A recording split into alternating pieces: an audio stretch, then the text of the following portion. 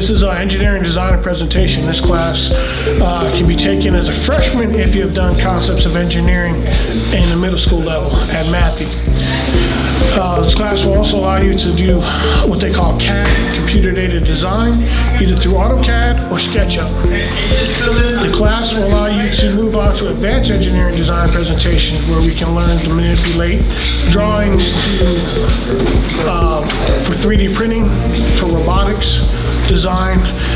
The class will also probably get you in college to have you bypass some of the AutoCAD classes that you might need to take in college. This class also allows you to do presentation.